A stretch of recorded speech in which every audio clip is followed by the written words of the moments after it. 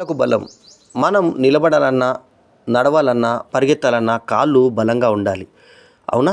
కొంతమందికి తరచూ కాళ్ళలో తిమ్మిరి వస్తూ ఉంటుంది. పాదాల్లో సిరలు ఉబ్బి నొప్పిని కలిగిస్తుంటాయి. అలా కాకుండా కాళ్ళలో కండరాలు పటిష్టంగా ఉండాలంటే బలవర్ధకమైన ఆహారం తీసుకోవాలి.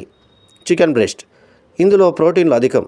చికెన్ బ్రెస్ట్ని గ్రిల్ లేదా బేక్ చేసి తీసుకున్నా, ఉడికించి సలాడ్లో కలుపుకొని తిన్నా ప్రయోజనం కనిపిస్తుంది.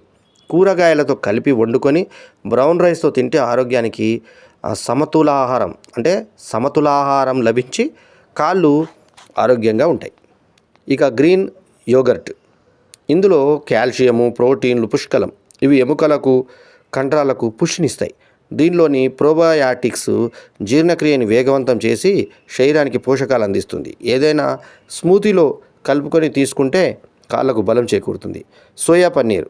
ఇది శాకాహారులకు వరం లాంటిది.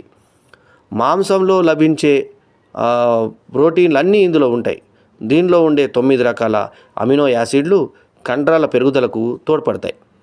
దీనిలోని మెగ్నీషియం కండరాల తిమ్మరిని పోగొడుతుంది. అట్లాగే సోయా పన్నీరు గ్రిల్ చేసి లేదంటే పాన్ మీద తేలికగా వేయించి తినడం వల్ల కాళ్ళు ఆరోగ్యంగా ఉంటాయి. పాలకూర. ఇందులో ఐరన్, పొటాషియం అధికంగా ఉంటాయి. ఇవి రక్తంలోని ఆక్సిజను కండరాలకు చేరేలా చేస్తాయి. కాళ్ళలో కండరాల తిమ్మిరిని తొలగించి పటుత్వాన్ని పెంచుతాయి. పాలకూరని సన్నగా తరిగి సలాడ్స్, స్మూతీల్లో కలుపుకొని తీసుకోవచ్చు.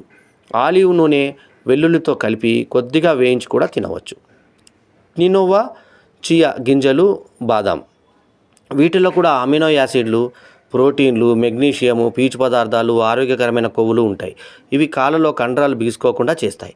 దీనివల్ల మోకాళ్ళు, పాదాల్లో నొప్పులు రాకుండా ఉంటాయి. రోజుకు 5 బాదాములను రాత్రి నీళ్ళలో నానబెట్టి ఉదయాన్నే తొక్కు తీసి తింటే మంచిది. చియా గింజలను ఓట్మీలు, స్మూతీల్లో కలుపుకొని తీసుకోవచ్చు. క్వినోవాను ఉడికించి సలాడ్స్, సూప్లలో కలుపుకోవచ్చు. ఇవి తింటే కాళ్ళకు బలం.